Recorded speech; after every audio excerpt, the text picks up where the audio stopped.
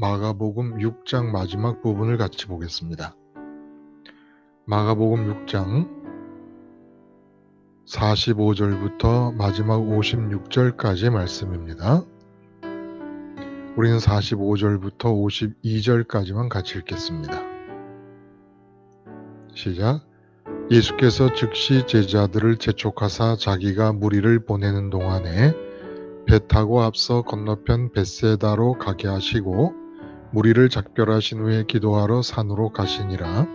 저물매 배는 바다 가운데 있고 예수께서는 홀로 무태에 계시다가 바람이 거스름으로 제자들이 힘겹게 노젓는 것을 보시고 밤 4경쯤에 바다 위로 걸어서 그들에게 오사 지나가려고 하심에 제자들이 그가 바다 위로 걸어오심을 보고 유령인가 하여 소리 지르니 그들이 다 예수를 보고 놀람이라. 이에 예수께서 곧 그들에게 말씀하여 이르시되 안심하라, 내니 두려워하지 말라 하시고 배에 올라 그들에게 가시니 바람이 그치는지라.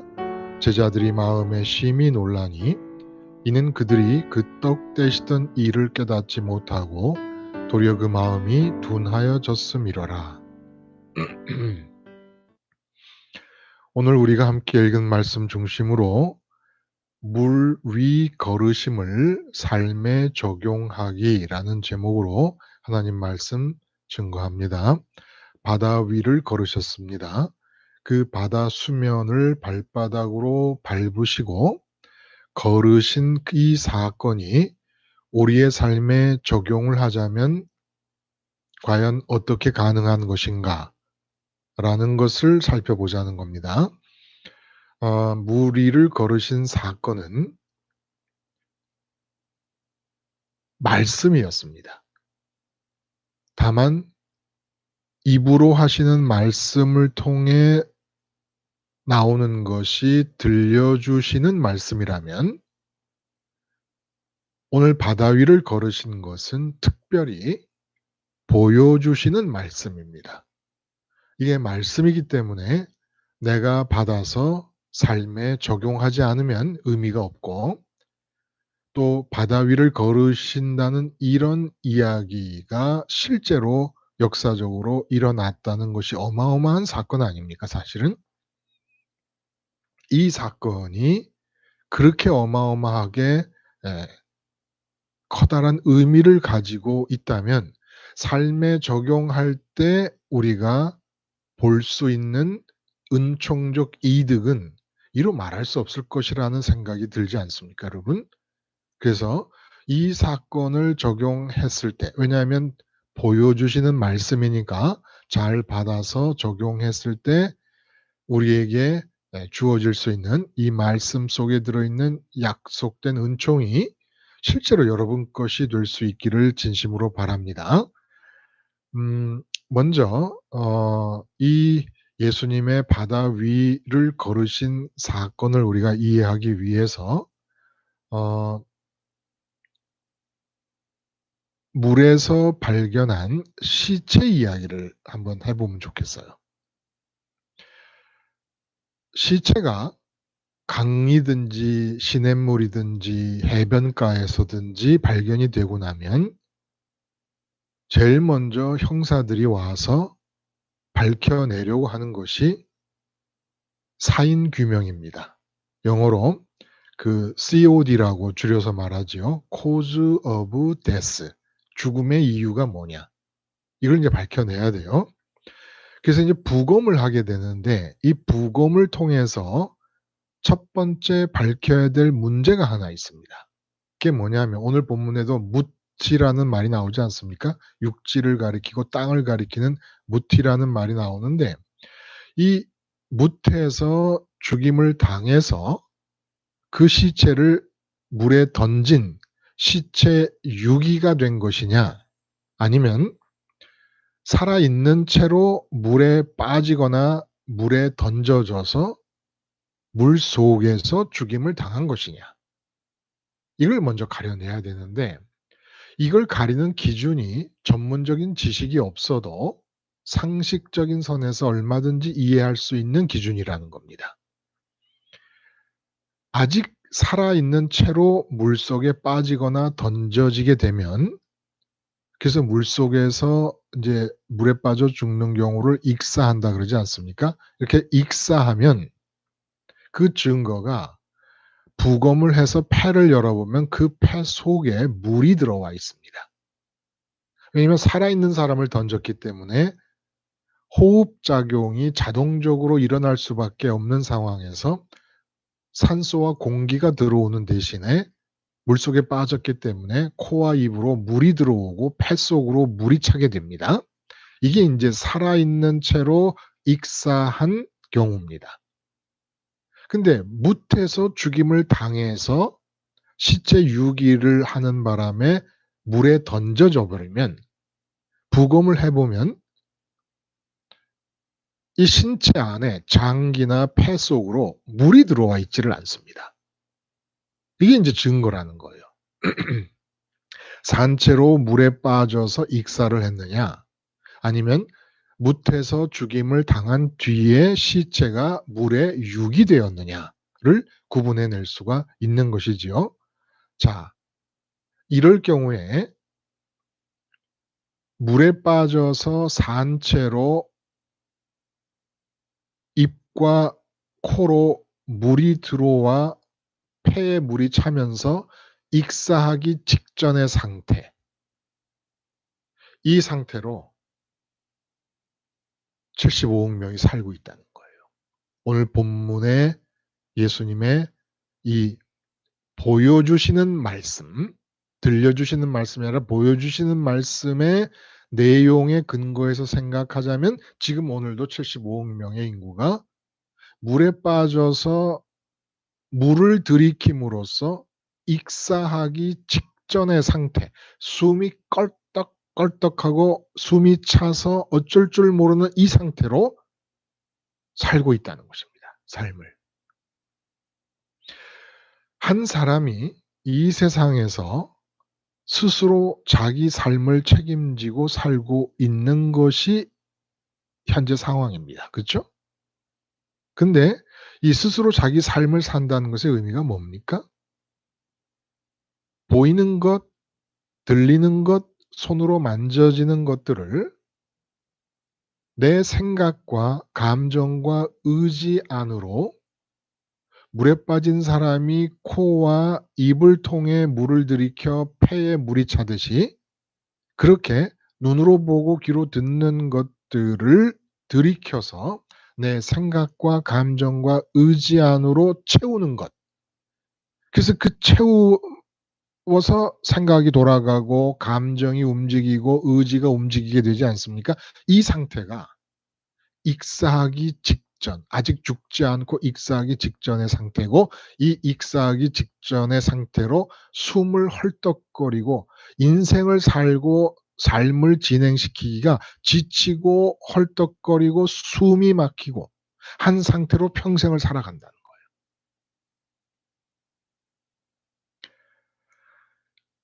오늘 본문은 오병이어라는 꿈 같고 동화 같은, 그러나 역사적인 기적의 현장에서 예수님께서 제자들을 먼저 배를 태워서 보내시고, 그리고 무리들을 예수님 혼자 다 인제 배웅을 다 해 주신 뒤에 산으로 올라가셔서 기도를 하셨습니다.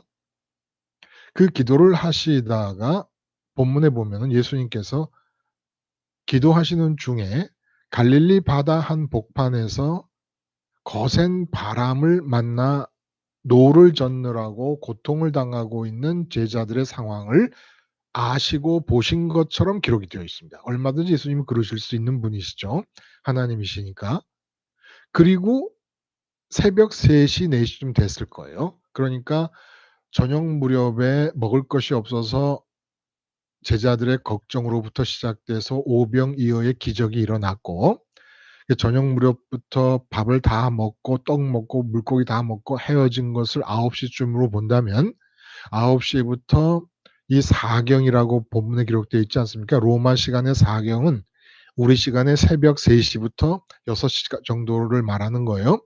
그러니까 9시 부터 최소한 3시 까지만이라도 오고 해도 제자들이 6시간 이상 지금 노를 젓느라고 애를 쓰고 있고, 예수님은 6시간 이상 산속에서 기도를 하시다가 바다 위를 지금 걸어오신 겁니다.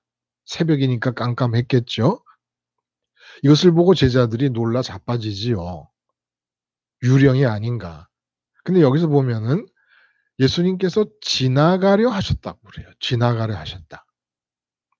그 지나가려고 하셨다라고 하는 내용은 뭐예요? 그냥 예수님께서 제자들이 노를 젓느라고 괴로움을 당하고 계신데 옆으로 지나가려고 그러셨다는 거예요.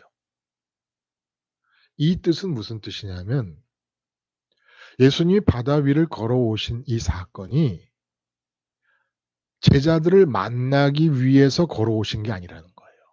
'아, 내가 제자들을 만나야 되겠구나. 근데 갈 길이 없네. 도보로 돌아가기는 좀 멀고 하니까 바다 위를 걸어가서 제자들을 만나야 되겠다.' 하신 것이 아니라, 의도적으로 제자들에게 "내가 바다 위에 떠 있고 바다 위를 걷는 모습을 보아라." 라고 바다 위에 떠서 걷고 계시는 모습을 보이려고 하셨다는 것을 뜻한다는 겁니다. 그러니까 지나간다는 건 곧바로 배로 올라서지 않고, 지나가는 것은 "자, 날 봐. 내가 바다 위를 걷고 있잖아." 바다에 빠지지 않고 내 발바닥으로 이 광풍이 불고 있는 이 바다를 지금 딛고 서서 바다를 걷고 있잖아. 나를 좀 봐. 나를 좀 봐. 이러시는 거였다는 거예요. 이렇게 해서 도대체 예수님은 무엇을 말씀하시려고 하셨던 것일까요? 오병이어의 기적을 통해 던져진 메시지를 다시 한번 재확인시켜 주시려고 하셨던 것입니다. 그것이 무엇이냐? 먼저 이 세상 삶의 현장에서, 그게 가정이든 직장이든 시장이든 사업장이든 그게 뭐 어디든지 간에 이 세상 삶의 현장이 있을 거 아닙니까? 그 현장에서 하루하루 생활할 때 꼭 기억해야 될 것은, 삶이 진행되는 현장은 바다와 똑같다라는 겁니다. 바다와 똑같다. 그리고 절대로 그 삶의 세상 바다에 가라앉거나 빠져서는 안 된다라는 것을 말씀해 주시는 거라는 거예요. 이게 오늘 본문의 교훈입니다. 너희가 삶을 살아야 되는 가정도 갈릴리 바다고, 직장도 갈릴리 바다고, 장사하는 것도 갈릴리 바다고, 누구를 만나도 친구를 만나도 갈릴리 바다다. 학교를 가든 군대를 가든 그 어디를 가든 갈릴리 바다다. 근데 그 바다에 빠지지 말아야 된다는 겁니다. 그러면 어떤 일이 벌어집니까? 빠지면 익사하기 직전의 상태로 비유되는 숨가쁜, 절박하게 헐떡거리는 그런 상황으로 삶을 계속 살게 된다는 거예요. 반면에 수면 위로 올라와서 물에 빠지지 않고 수면을 발로 딛고 살아가면, 해발 0m에서 삶을 살게 되면 어떤 일이 벌어집니까? 마음대로 호흡하고, 사도행전 3 장의 베드로의 말씀처럼 유쾌하고 상쾌함으로 가득 찬 삶을 살 수가 있다는 겁니다. 그러면 이 세상 바다에 빠진다는 것은 도대체 구체적으로 어떤 상황을 의미하는 것일까? 골로새서 3장 2절 말씀을 보면 "위의 것을 생각하고 땅의 것을 생각하지 말라." 이렇게 얘기하십니다. 도대체 너무 무리한 요구 아닙니까?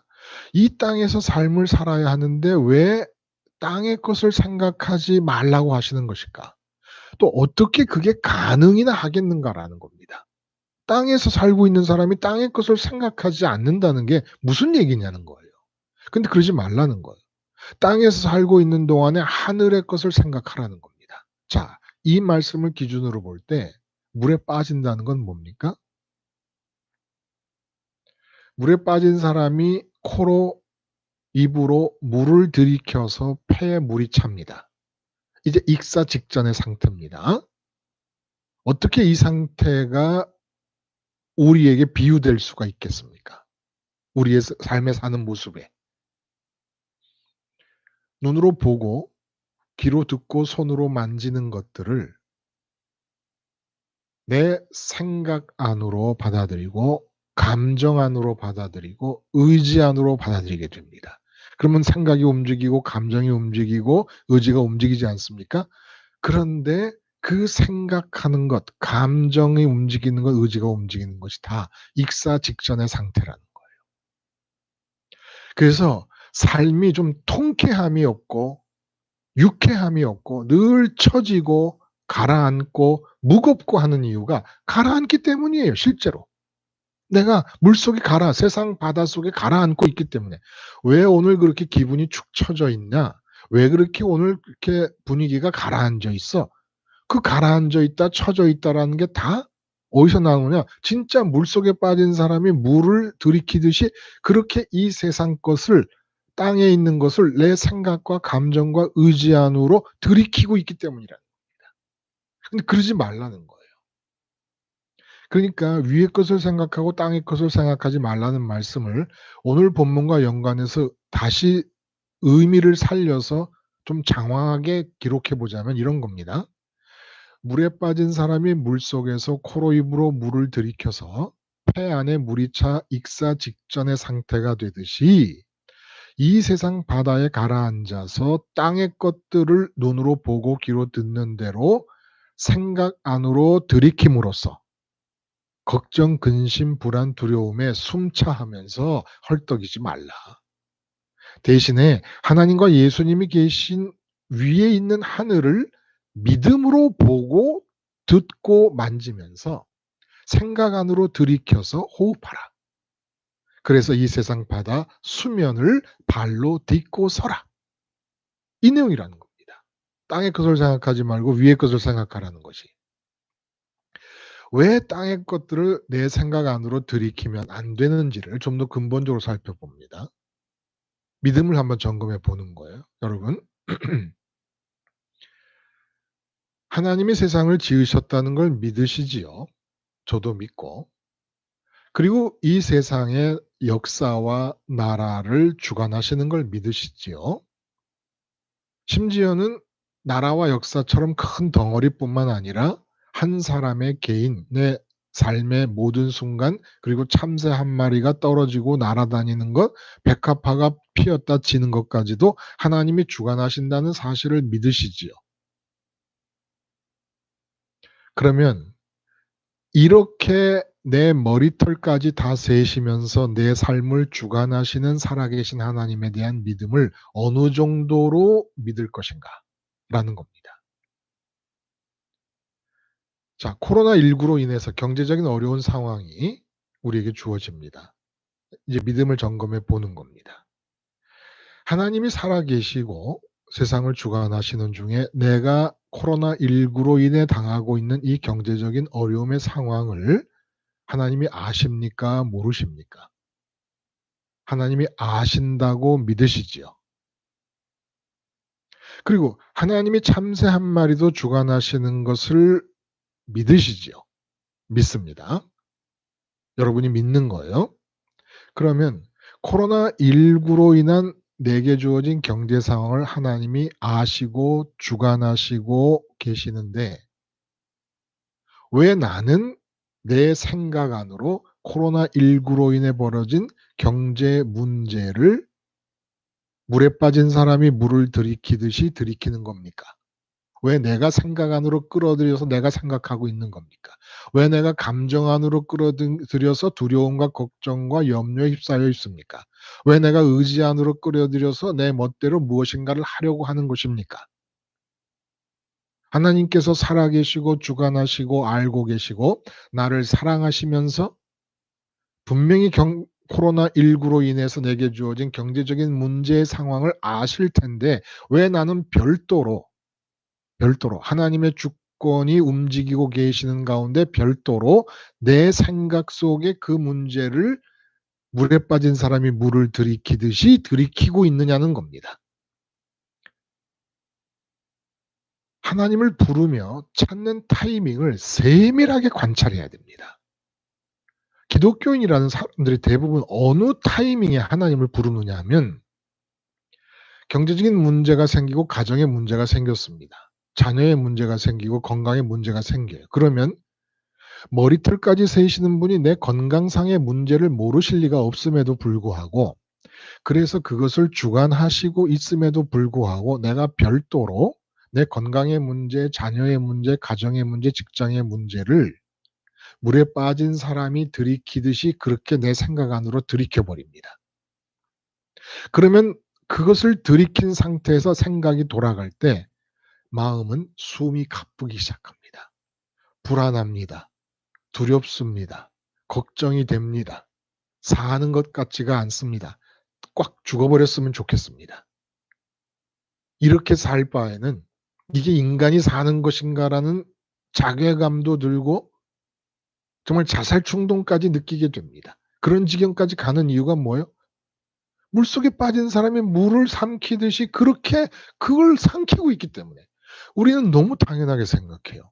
내게 주어진 나의 경제 상황이고 내 건강 문제고 내 자녀 문제인데 내가 그걸 생각 속에 담고 생각하지 않으면 누가 알 것이냐. 하나님을 안 믿는 거예요. 하나님이 그 문제를 아시고 주관하시고 나를 사랑하신다는 걸 절대로 죽어도 안 믿는 겁니다. 그러므로 내가 내 생각 안으로 들이키지 않으면 이 세상에 있는 것들, 땅에서 벌어지고 있는 사건이나 뭐 이런 모든 관계나 만남 같은 것들을 다 내가 생각으로 감정으로 의지로 들이삼키지 않으면 절대로 책임질 사람이 없다는 확고한 믿음 아래 하나님의 주권자 되심을 투명인간 취급해 버리는 거예요. 안 믿는 거예요. 그리고 나서 일단 내 스스로가 주권자인 양, 물에 빠진 사람이 물을 삼키듯 내 삶의 땅에서 일어나는 것들을 생각과 감정과 의지로 삼킨 뒤에 헐떡거리면서 일단 하나님의 주권자 되심은 투명인간 취급해 놓고 그다음에 하나님을 찾습니다. 헐떡거리면서 하나님 돈 문제 해결해 주세요. 하나님 건강 문제 해결해 주시고 하나님 우리 가정 문제 해결해 주세요. 헐떡거리면서 일단 하나님의 주권자 되심은 제쳐놓고 안 믿고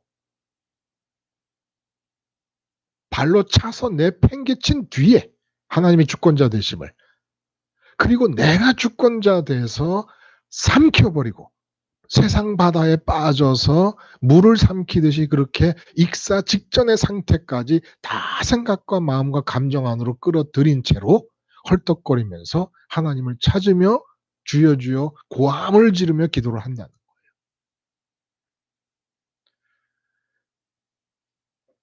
이러지 말라는 겁니다. 하나님께서 이러지 말라는 거예요. 주님이 그래서 수면 위를 걸으시면서 나를 봐라. 내가 지금 바다 위를 걷잖아? 바다 위를 걷는다는 게 의미가 뭐야? 익사 직전의 상태를 평생 유지하면서 숨이 차 헐떡거리는 상황으로 살지 말라는 겁니다. 물 위에 떠서 살라는 거예요. 세상 바다의 수면을 발바닥으로 밟고 살아가라는 겁니다. 자, 그러면 어떻게 하면 그게 되겠습니까, 여러분? 어떻게 하면? 앞에서 우리가 그 COD 사인 규명에 관한 이야기를 했을 때 죽은 채로 던져진 사람은 물을 삼키지 않는다고 그랬어요. 그래서 수면 위를 걸으며 세상이라는 바다 수면 위를 걸으면서 살려면 먼저 세상을 생각과 감정과 의지 안으로 들이키지 말아야 될 거 아닙니까? 그리고 나서 비어 있는 속으로 하늘 기운을 마셔야 됩니다. 하늘 기운을 마시면 튜브 속에 바람을 집어넣었을 때 마찬가지로 세상 바다 위에 떠서 살게 되는 거예요. 그래서 먼저 세상을 들이키지 않으려면 어떻게 해야 됩니까? 죽은 시체는 물속에 아무리 던져 놔도 그 물을 들이키지 않습니다. 그러니까 내가 삶의 현장에서 가정이든 직장이든 학교든 군대든 내가 그 상황에서 이 지금 처해 있는 세상 바다에서 땅의 것을 생각 안으로 받아들이고 들이키지 않으려면 어떻게 하면 됩니까? 죽은 시체가 되면 되는 거예요. 죽은 시체가 되면 안 받아들여요. 호흡작용이 끊어지니까. 세상을 향한 호흡작용이 끊어지니까. 그래서 그 죽음이 어떻게 이루어집니까? 예수님 십자가에서 주님과 함께 죽은 자라는 자아의식을 갖는 거예요. 이 예수님 십자가에서 예수님과 함께 내가 지금 이 삶의 현장, 가정에서, 직장에서, 학교에서, 군대에서, 공무원이면 뭐 자기가 일하는 공무원 기관에서, 공공기관에서 하여간 어디에 처해 있든지 항상 유지하기를 '십자가에서 나는 예수님과 함께 죽은 자다.'라는 자아의식을 잊지 않고 스스로 일깨워 가면서 유지해 나가는 겁니다. 그러면 죽은 시체가 물속에 들어갔을 때 물을 삼키지 않는 것과 마찬가지로 이 세상 것을 들이키지 않게 된다는 거예요. 이게 정말 십자가 생활화가 주는 어마어마한 효과입니다. 돈 문제가 생겼어요. 코로나19로 인해 돈 문제가 생겼으면 그 돈 문제라는 풍랑이 일고 있는 가운데서 나는 십자가에서 죽은 자라는 자아의식으로 풍랑에 빠져 있습니다. 그러면 어떤 풍랑이 불어도 돈 문제, 건강 문제, 풍랑 뭐 별의별 풍랑이 다 부는 바닷속에 던져져 있어도 십자가에서 죽은 자라는 자아의식을 갖고 있으면 한 모금도 안 삼켜집니다. 내 안으로 들어오질 않는 거예요, 세상이. 그걸 모터로 삼키고 있어요. 돈 문제를 생각 안으로 들이키고 감정 안으로 들이켜서 감정 안으로 들이킨 다음에는 남편을 원망하고 아내를 원망하고 "내가 벌어다 준 돈 다 어디다 썼느냐." 이 다 헐떡거리고 있는 거거든요 지금. 평강이 깨지면 헐떡거리고 있는 거예요. 숨이 차 있는 겁니다. 근데 예수님 십자가에서 같이 죽었다는 게 팩트거든요. 이 팩트를 안 받아들이는 것이지 지금 내가. 팩트예요. 나는 이 세상에 대해서 예수님 십자가에서 같이 죽은 자입니다. 이렇게 죽은 자가 되면 예수님이 부활, 승천, 우편까지 가시잖아요. 이 예수님의 길이 터널이 되고 통로가 되고 빨대가 되고 대롱이 됩니다. 이 대롱이 되면서 어떻게 됩니까?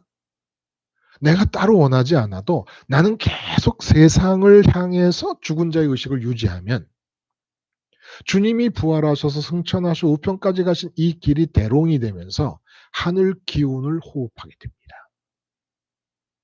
하늘 기운을 호흡하게 돼. 그러니까 예수님이 지금 기도 중에 기도가 끝나신 뒤에 바다 위를 걸으시잖아요. 이 기도가 뭐 한 기도였겠습니까? 하나님으로 채우는 기도요. 하늘 기운으로 채우는 기도예요. 그러니까 바다 위를 걸으실 때 예수님은 하늘바람으로 하늘 기운으로 채워진 튜브였어요, 튜브. 하늘 바람으로 하늘 공기, 하늘 기운으로 채워진 튜브니까 세상 바다에 빠질 수가 없는 거죠. 우리도 마찬가지인 거예요. 십자가에서 예수님과 연합하기만 하면 부활에 연합하고 승천에 연합하고 우편에 계신 예수님과 연합합니다. 예수 그리스도 안에 머물게 됩니다. 그러면 예수님께서 호흡하는 하늘 기운이 내게도 채워지기 시작하는 거예요. 그럼 나도 예수님처럼 하늘 기운으로 채워진 튜브가 되는 겁니다. 튜브를 큰 튜브든 작은 튜브든 바람이 빠지지 않고 있는 한 그 튜브를 바닷속에 가라앉힐 천하장사는 세상에 존재하지 않습니다.